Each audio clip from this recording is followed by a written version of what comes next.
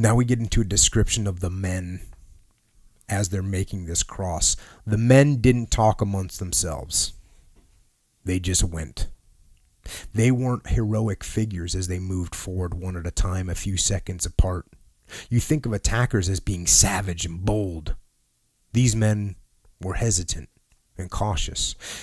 They were really the hunters, but they looked like the hunted. There was a confused excitement and a grim anxiety in their faces. They seemed terribly pathetic to me. They weren't warriors. They were American boys who by mere chance of fate had wound up with guns in their hands, sneaking up death-laden street in a strange and shattered city in a faraway country in a driving rain. They were afraid, but it was beyond their power to quit. They had no choice. They were good boys. I talked with them all afternoon as we sneaked slowly inward along the mysterious and rubbled street, and I know they were good boys. And even though they weren't warriors born to kill, they won their battles. That's the point.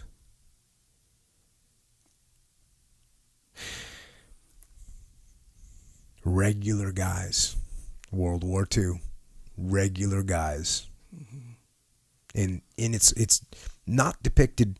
They'll throw a character like that into a movie. You know, oh, he's, just looks like a regular guy. But most of the guys don't look like regular guys. They look like badass war hero guys. And this is you don't hear this description where he's literally saying they weren't warriors. They seemed terribly pathetic.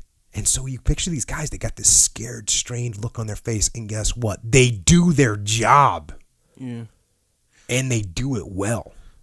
Yeah, it's strange. It's almost like you can look at them in both ways, because on one hand, they're just regular guys, but when you see them in action kind of thing, you're like, oh, dang, they're getting at their warriors, Like, it's true. I mean, and clearly the warriors, that, like he said, they win their battles. Yeah, man. And even what they're doing right now takes massive courage. You're just getting ready to step across the street where there's a machine gun fire could open up and take your life or take your legs or, wound you. That takes some will. That takes some discipline. Yeah. I mean, how can you not just cower in the first corner you see, really, when you compare it to everyday life? Man.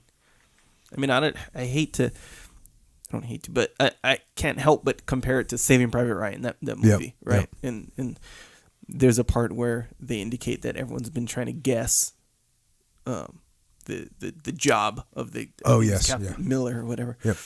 They're trying to guess it, right? And so that was like an exposure of like, this is of the humanity. Back in the, and then he's like, I'm a school teacher and all this stuff, all this like normal stuff. And then meanwhile, as the movie kind of progresses, you see him in action. It's like, dang, for a school teacher, these guys are, they're really getting the job done. Well, I'll tell you, man, when I first got to Ramadi, we were there with the 228, which is a reserve unit from Pennsylvania. The Iron Soldiers, and led by a guy at the time was named Colonel Gronsky. He's now a general.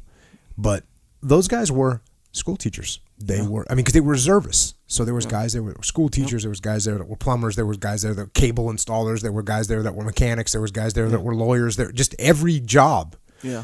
And yet these guys were there fighting. Straight up warriors. And getting after it, by the way. Battle hardened. Yeah. And really, they were so impressive. We were so humbled by these guys, these reservists. They were badass. Yeah. Nothing but respect and admiration for them on the battlefield. Yeah, man. Seeing that exactly where, if let's say you didn't know their job outside of the battle, and you see them, you're like, dang, these guys are straight up. This is their thing. This is what their primary career is, Yeah. That's what it seems like. And I'll tell you, I just was out in Mississippi, and I was with a bunch of guys that were reservists in Mississippi, and one of the guys I was talking to, multiple guys that I was talking to, they had multiple deployments to Iraq, and these are 12-month deployment, 14-month deployments. These guys were awesome guys, awesome professionals who had taken the fight to the enemy. So it's amazing that America has these reservists that live their lives, and then, oh, by the way, you're going to go on deployment to Iraq for 14 months right now and get after it, and then you're going to come back and go into your normal job again. Fall right back in. Yeah, and go and just be straight up effective. Yep. Not like they're like timid, because I'm just here for 14 months. Back home, I work at office or whatever. They're like, nope. Watch me work. Watch me get it on.